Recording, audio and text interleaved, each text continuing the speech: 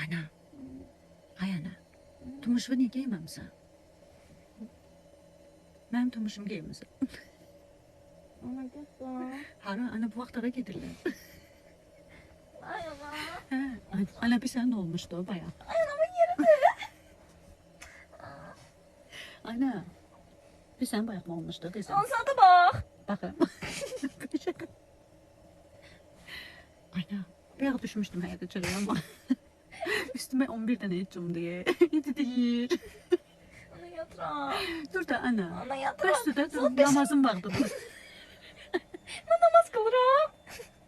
Ana, bəsdir nəsə mən başıma oynatırdın. Ana, bir də mənə tumuşumu niyə giyməmsən? Gedim. Ana, dur namazım vardı da. Əşhədü ən la.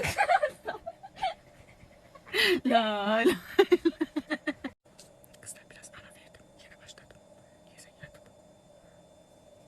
Bu nerede iki koyup burada yaşadı bilmem. İti okşuyla ben. Aile. Ay aile. Ana. Yaşadım ben. Ana 5 dakika duram. 5 dakika dursa namazım vardı dur. Əşhədü ən la. Ne namazı?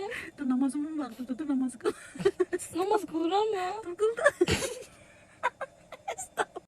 Ana. Beyaktan kapı yoldan gelmişler. Dedi ailem ben diyeceğim.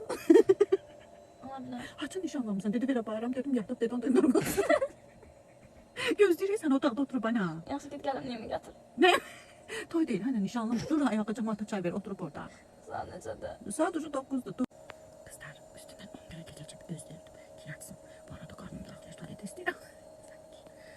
Aylin. Ay Aylin. Ana. Dur ana dersin vaktidir dur. Getmə. Hara gitmirsən? Dur tez tez dur. Saat 10'du dur ayağa dur dur. Mehmet dedi ki sabah tətildir. Dəlisən birinci gündür dur ayağa. Dur dersin vaktidir dur namazını kıl. 5 dakikaya duram. Yo vaxt dur ayağa dur dur. Beş dakika. Dur. Yemək Dur. hazırladım. He dur hazırlamışım dur gel tez ol. 5 Dur dakikaya dur yatma dur ay sağ ol dur. Otağın ne Dur karan dur. oldu? Ha? Otağın ne karan oldu? Hava açılmıyor. Ay anama saate bak. Aa saate bak. Bəstinəzim mən başımı oynatırdım. Anam hazırlansın. Anama değil. Ara yedi yine şile yedim.